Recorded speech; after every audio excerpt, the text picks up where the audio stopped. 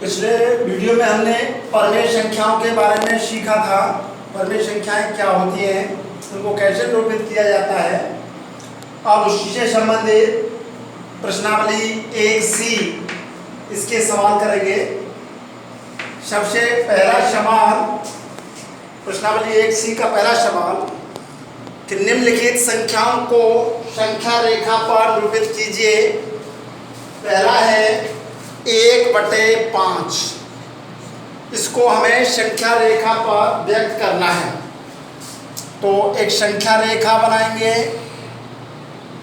यहाँ पर जीरो के दाईं ओर प्लस की संख्याएं होती हैं, 1 2 3 इस प्रकार से अनंत तक, और बाईं ओर माइनस की संख्याएं होती हैं, -1 -2 -3 इस प्रकार से माइनस के अनंत तक।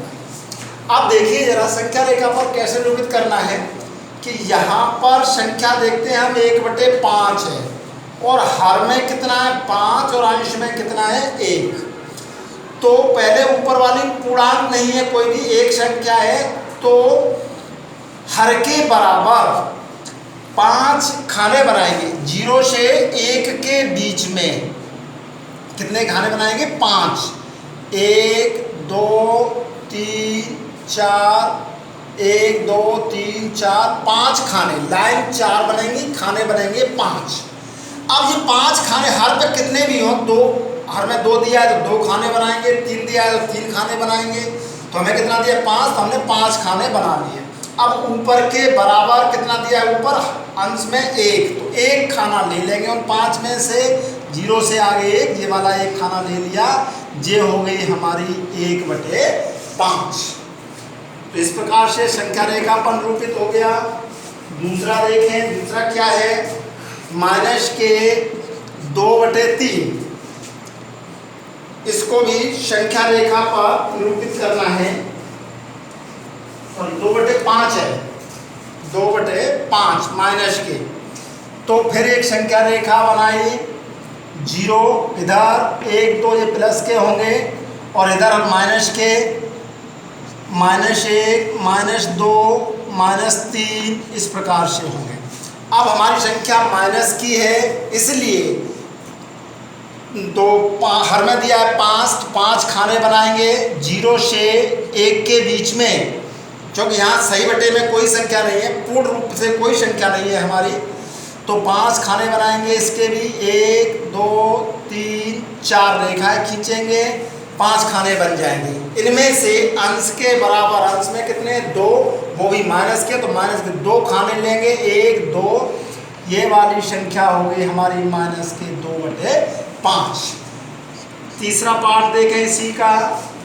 तीसरा पार्ट है 3 सही 2/7, 3/2/7 ये दिया है। इसका मतलब 3 तो अब पूरा है हमारा, 3 प्लस के पूर्णांक है।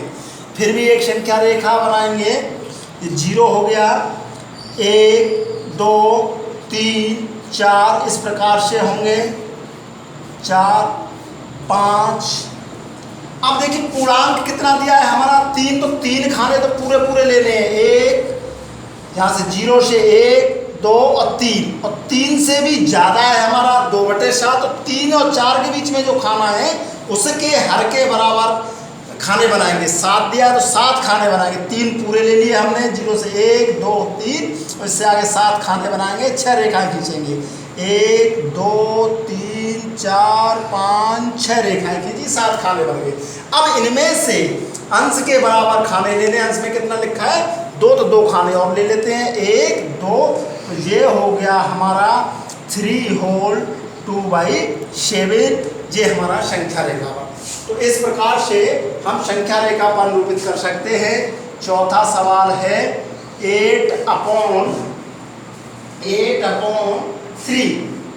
तो पहले इसको पूर्णांक के रूप में बनाएंगे, 3 का डिवाइड करेंगे, 3 दूनी 6 और 2 सही 2/3, और इसी की तरह से इसको हल कर लेंगे।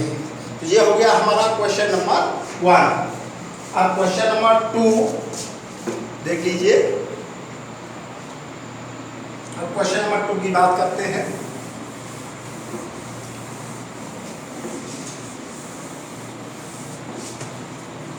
क्वेश्चन नंबर 2 है, निम्नलिखित परमेय संख्याओं में से कौन सी संख्या को शांत दशमलव के रूप में निरूपित किया जा सकता है? तो क्या है, निम्न संख्याओं में से किसे शांत दशमलव में लिख सकते हैं?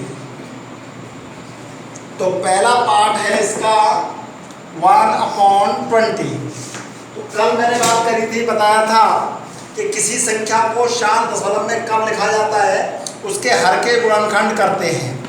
20 के गुणनखंड करेंगे 2 से 10 बार, 2 से 5 बार, 5 से 1 बार। तो इसे लिखेंगे 2 पे घात 2 और 5 पे घात 1। तो हर के गुणनखंड, हर के गुणनखंड 2 to the power m into 5 to the power n के रूप में है। कल के वीडियो में हमने बात करी थी कि यदि किसी भिन्न के हर के गुणनखंड या तो 2 to the power m के रूप में हो या 5 to the power n के रूप में हो या दोनों के रूप में हो, तो उसे शांत दशमलव के रूप में व्यक्त किया जा सकता है। इनके अलावा और भी कोई संख्या आ रही है तो उसे शांत दशमलव में निरूपित नहीं किया जा सकता। तो हमारे कैसे गुणनखंड आ रहे हैं, 2 to the power m, 5 to the power n के रूप में है। अतः इसे शांत दशमलव में लिख सकते हैं, शांत दशमलव में निरूपित किया जा सकता है। तो हमें क्या करना है, हर के गुणनखंड करने हैं और हर के गुणनखंडों में ये देखना है कि 2 to the power m आ रही है या 5 to the power n आ रही है या दोनों आ रहे हैं।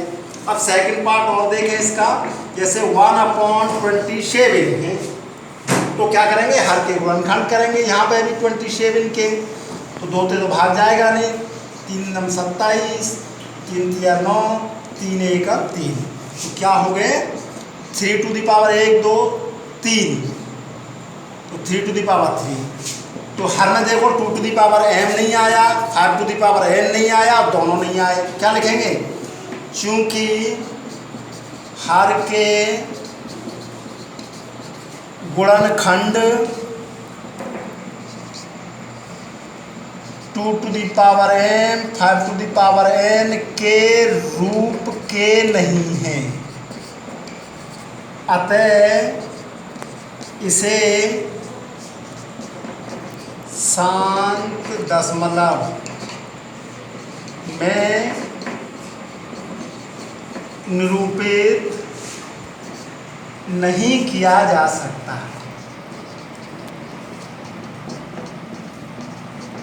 तो इस प्रकार से इसके शेष सवाल करेंगे। आप आगे क्वेश्चन नंबर 3। क्वेश्चन नंबर 3 क्या है,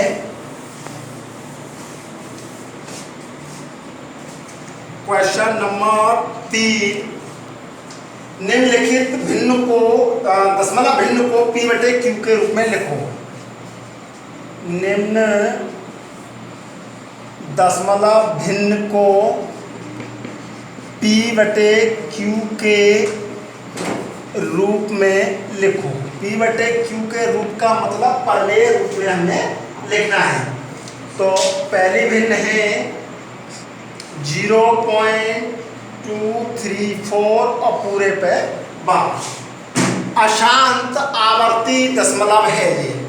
तो सबसे पहले हम इसको कैसे लिखते हैं ये समझना है। मैंने कल ही एक एग्जाम्पल की सहायता से बताया था। इसको x मानते हैं, माना x = 0.234 इस पे बार, और इसका मतलब क्या हुआ, इसकी तीनों पे बार लगा, तीनों की पुनरावृत्ति हो रही है। 2 3 4 2 3 4 2 3 4 ... इसको समीकरण 1 मान लिया। अब कितने अंकों की पुनरावृत्ति हो रही है, 3 अंकों की हो रही है। दशमलव के बाद 3 अंकों की पुनरावृत्ति हो रही है, इसलिए 1000 से क्या कर दिया हमने, गुणा करने पर 1000 का गुणा करेंगे तो ये हो जाएगा 1000x, और इसमें 1000 का गुणा करेंगे तो 3 अंक दशमलव दाईं ओर खिसक जाएगा। 234.234 ऐसे ही लिखते चले जाओ, और ये समीकरण नंबर 2। अब बड़े वाले में से छोटे वाले समीकरण को घटा देंगे। समीकरण 2 से समीकरण 1 घटाने पर समीकरण 2 को लिख लो 1000x 234.234 ये तो अनंत होते हैं। और समीकरण 1 को इसके नीचे लिखो x बराबर 0.234 ये भी अनंत। अब क्या करेंगे, इसको घटाने पर जब घटाएंगे तो चिन्ह बदल जाएगा। 1000x में तो 1x घट गया, 1000 में तो 1 घटाएंगे तो कितने बचेंगे 999x, और इसके नीचे 0 हटाएंगे तो 234, और इसके बाद सब सेम संख्याएं घट करके 0 0 0 0 बचेंगी, अर्थात दशमलव के बाद 0 का कोई महत्व नहीं है। 999x बराबर हो गया 234, और इसको पक्षांतर कर देंगे तो ये हो गया 234/999, ये आ गया हमारा p/q के रूप का आंसर हो गया। तो इस प्रकार से आवर्ती दशमलव को हम पर्याय संख्या के रूप में लिख लेते हैं। अभी एक और सवाल इसी का, क्वेश्चन नंबर 3 का सेकंड देखते हैं। तो ये है 0.1 2 और 5 4 और केवल 5 4 के ऊपर बार लगा हुआ है। इसको हमें p/q के रूप में लिखना है। कायदा वही है कि पहले इसको x मानेंगे, माना x बराबर 0.1254 बार, और इसे हटाएंगे तो 0.1254545454 इस प्रकार से लिखते चले जाएंगे।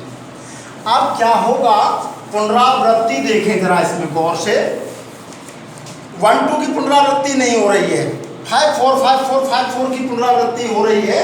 अतः इससे पहले हम 1 2 को अलग करना पड़ेगा, अर्थात दशमलव 2 अंक हमें दाईं ओर खिसकाना होगा। जब 2 अंक दाईं ओर खिसकाएंगे कितने से गुणा करना पड़ेगा, 100 से गुणा करने पर तो ये हो जाएगा हमारा 100x, और 100 का गुणा करेंगे 2 अंक खिसक जाएगा तो 12.545454 इस प्रकार से हो जाएगा। इसको मानेंगे समीकरण नंबर 1। अब 2 अंक और किसका लो, 2 अंकों की पुनरावृत्ति हो रही है, 100 से गुणा और कर दो इसी में भी, इसमें समीकरण 1 में 100 से गुणा। जब 100 से गुणा करेंगे तो 2 जीरो और बढ़ जाएंगे, 1 2 3 4 10,000 रह जाएंगे, और ये हो जाएगा 1254.5454 इस प्रकार से हो जाएगा समीकरण नंबर 2। अब बड़े वाले में से छोटा वाला घटा देंगे। समीकरण 2 से समीकरण 1 घटाने पर 1 2 3 4 10,000x 1254.5454 ... और इसको घटाएंगे कितने को, 100x को। 100x वाला कितना है 12.545454 ... जब घटाएंगे तो क्या होगा, 10,000 में से 100 गए तो कितने बचेंगे, 10,000 रुपये हैं, 100 रुपये उसमें से कम कर दो तो कितने बचेंगे, 9,900x बराबर। यहाँ पे घटाएंगे तो देखो ये 0 हो जाएंगे सब, और 4 में से 2 गए तो 2, और 5 में से 1 गया तो 4, 1242। अब दशमलव के बाद 0 का कोई महत्व नहीं है। 9,900x बराबर 1242।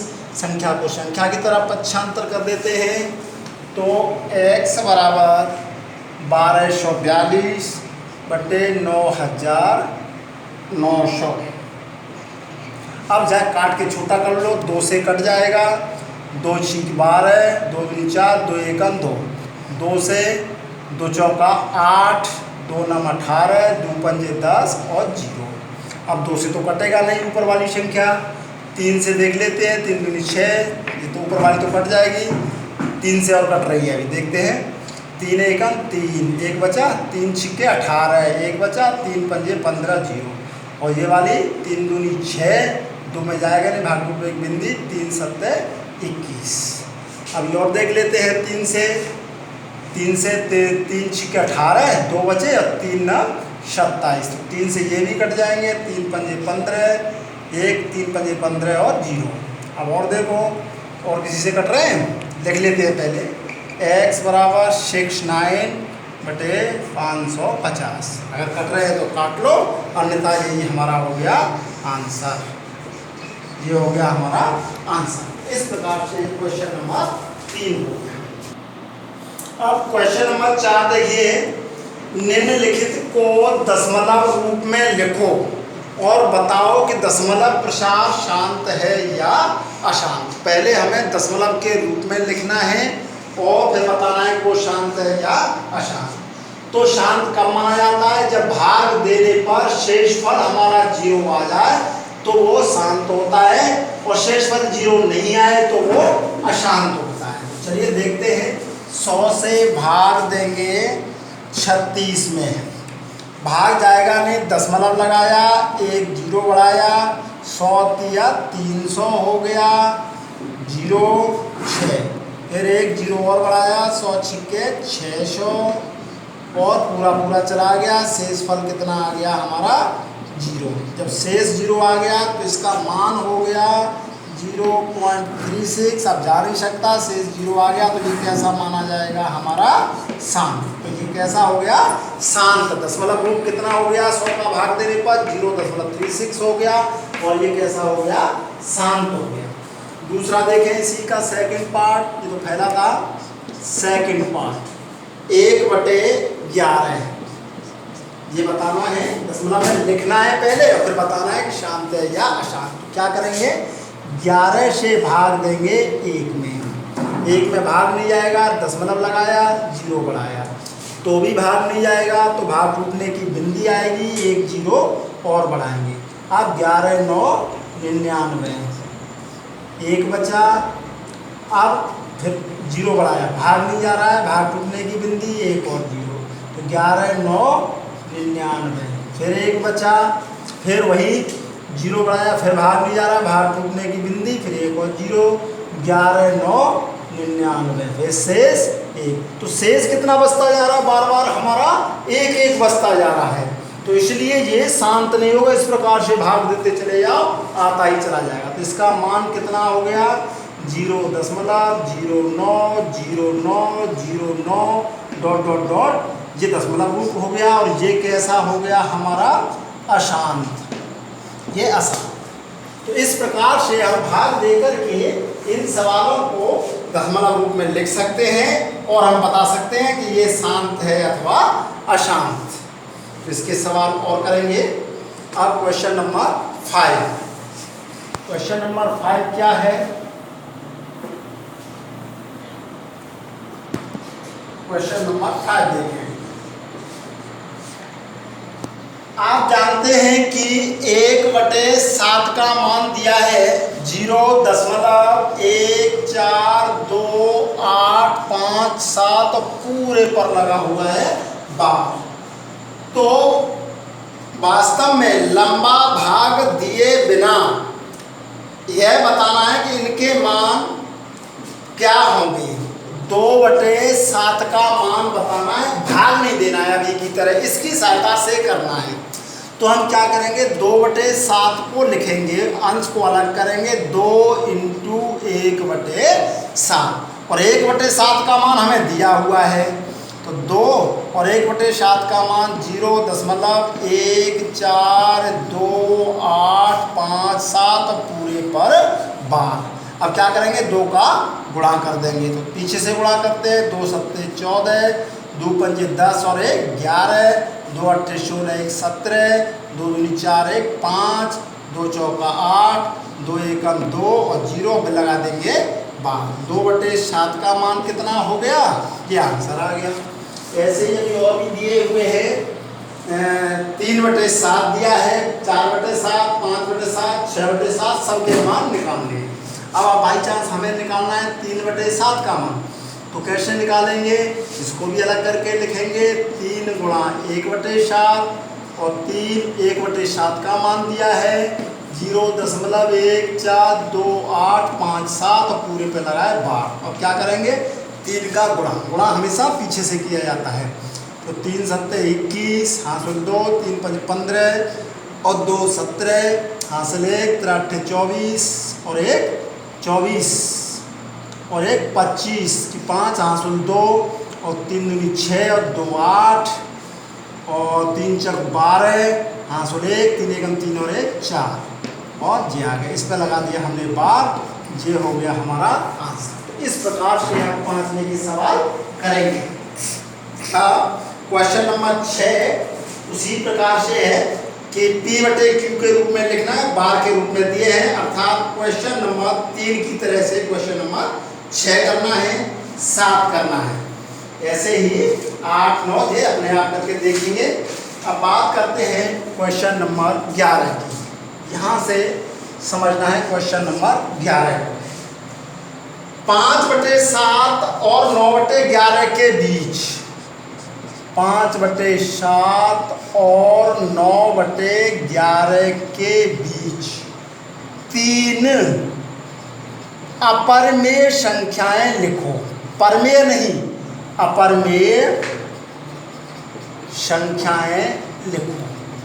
अगर परमेय संख्याएं हमें लिखनी होती तो बड़ी आसानी से हम लिख सकते थे कि 2 संख्याओं के बीच में परमेय संख्या होती है 1/2 a + b, लेकिन यहाँ पर अपरमेय संख्या पूछी गई है, इसलिए पहले 5/7 को भाग दे करके लिखेंगे और इसका मान भाग देंगे तो 0.7142857 ऐसे आता रहेगा। और इसी प्रकार से 9/11 तो अलग से भाग देते थे, कोई दिखा देते हैं। 11 से भाग दे रहे हैं 9 में, दशमलव लगाया, 0 बढ़ाया, 11 8 88, क्या बच्चे 2 20, 11 एकम 11, 9 फिर 90 हो गया, 11 8 88, फिर 2 बचे 20, फिर 11 एकम 11। इस प्रकार से चलता चला जाएगा तो इसका मान आएगा 0.818181। इस प्रकार से हमारा आ रहा है। तो अब हमें इन दोनों के बीच में अपर में 3 अपरमेय संख्या लिखनी है, इससे बड़ी और इससे छोटी। तो पहली अपरमेय संख्या 0.71 है, 0.71 से बड़ी संख्या लेनी है तो क्या लिखेंगे 0.71, तो उतनी हो जाएगी। तो 7 2 भी शुरू कर सकते हैं, 7 3 से भी कर सकते हैं, 7 4 से भी कर सकते हैं, मैं 7 5 से कर रहा हूँ। 7 5 1 0, फिर 7 5 00, फिर 7 5 3 0, फिर 7 5 ... ऐसे लिख देंगे।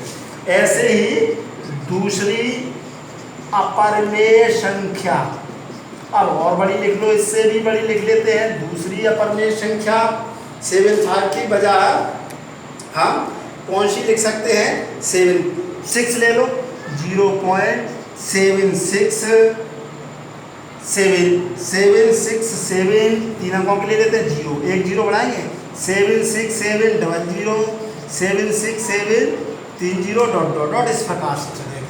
और तीसरी लिखनी है, 3 लिखनी है, तीसरी अपरमेय संख्या 0.76 के बाद 7 भी ले सकते हैं, 7 8 भी। कहाँ तक 8 1 से कम ही रहनी चाहिए, क्योंकि इनके बीच में लिखनी है, 8 1 से ज़्यादा नहीं ले सकते। तो 8 1 से कम ले लेते हैं, कोई मान लिया 8 0, फिर 8 00, 8 000, 8 40। इस प्रकार से ये हो गई हमारी 2 परमेय संख्याओं के बीच में 3 अपरमेय संख्याएं। अभी और देखें, आप क्वेश्चन नंबर 13 देखें। क्वेश्चन नंबर 13 क्या है?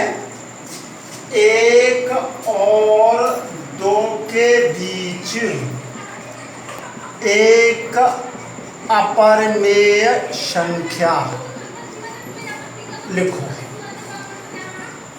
अपरिमेय संख्या बताई थी कि जिसमें अंकों की पुनरावृत्ति न हो, वो अपरिमेय संख्याएं कहलाती है। 1 से बड़ी और 2 से छोटी। तो इनके बीच में एक अपरिमेय संख्या, 1 से बड़ी कोई संख्या ले लेते हैं। 1.414 2 डॉट डॉट करके कुछ भी ले सकते हैं। तो या फिर 1 और 2 के बीच में एक ऐसी संख्या है √2, ये हमारी अपरिमेय संख्या है। अभी अपरिमेय संख्याओं की बात अगले उसमें करेंगे। अपरिमेय संख्या हो गई, ये हमारा आंसर है। एक और क्वेश्चन लेते हैं, क्वेश्चन नंबर 17। और क्वेश्चन नंबर 17 क्या है? तो 14, 15 अपने आप करेंगे, करा दिए हैं। 16 तक परमेय संख्याएं ज्ञात करनी है, कल बता दिया है। यदि √2 एक परमेय संख्या नहीं है, यदि √2 एक परमेय संख्या नहीं है, तो सिद्ध कीजिए कि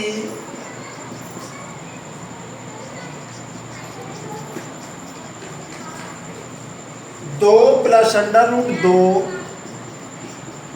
एक परमेय संख्या नहीं है। परमेय संख्या नहीं। हमें क्या दिया हुआ है कि √2 एक हमारी परमेय संख्या नहीं है। √2 एक परमेय संख्या नहीं है। हमें क्या सिद्ध करना है कि 2 + √2 एक परमेय संख्या नहीं है। तो हम उल्टा मान के चलेंगे कि माना 2 + √2 एक परमेय संख्या है।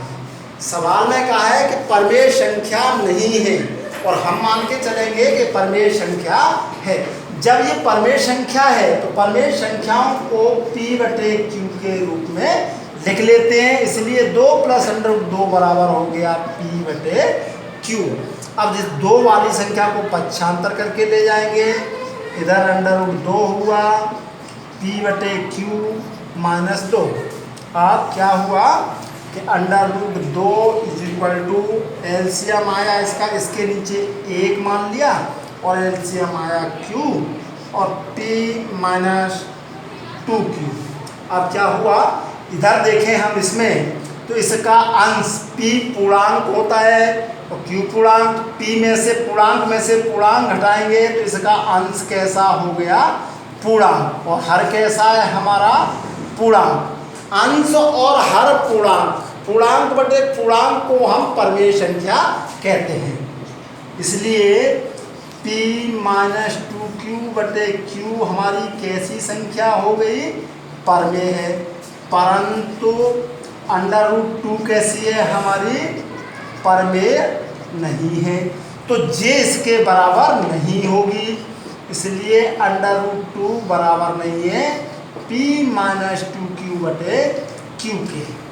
इसलिए जो हमने कल्पना करी थी, माना था, क्या माना था हमने कि 2 + √2 एक परमेय संख्या है, वो हमारा मानना गलत है।